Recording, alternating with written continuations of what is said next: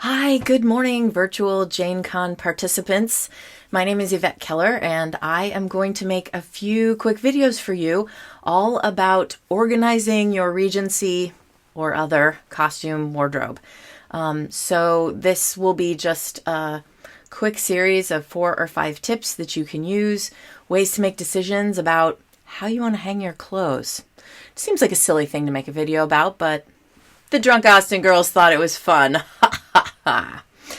So first of all, I have set up this rack to simulate your closet. How you're going to organize your closet is going to entirely depend on how much space you have.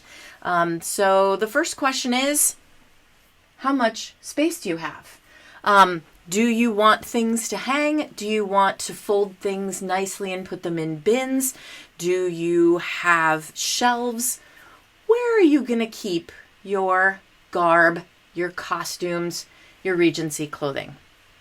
In my case, I have, my husband has, technically, his home office, and he has a little closet in it. It doubles as a guest room, but it's emptyable. But that's where his Regency wardrobe basically lives. And this is my husband's Regency wardrobe. So once you've decided how you're going to deal with your clothes, are you going to fold them? Are you going to bin them? Are you going to hang them? Then you get to think about, how do you use those clothes? How do you get into them? If we were in a giant theater and we were talking about something like men's white shirts, which my husband has 4 of here.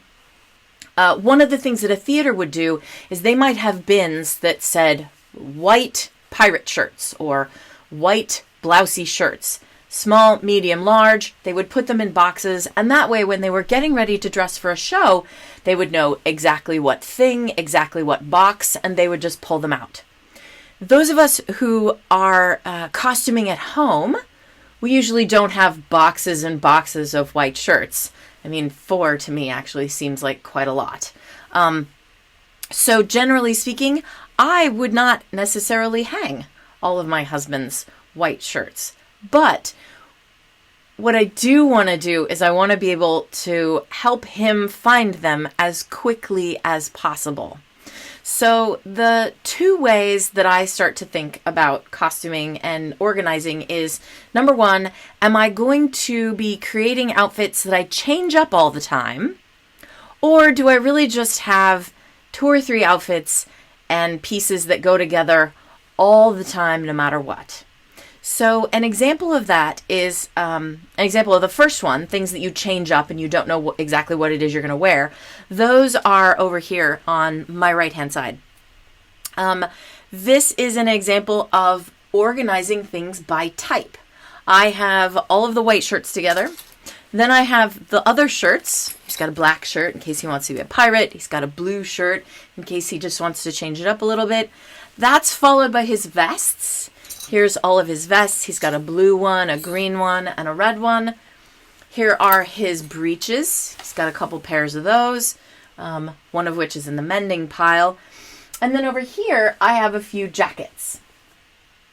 All of the things are organized by the type of thing that they are. So when he gets ready to get dressed, just like in his regular closet, he grabs a shirt, he grabs a vest, he grabs some pants, he grabs a jacket, he's out the door.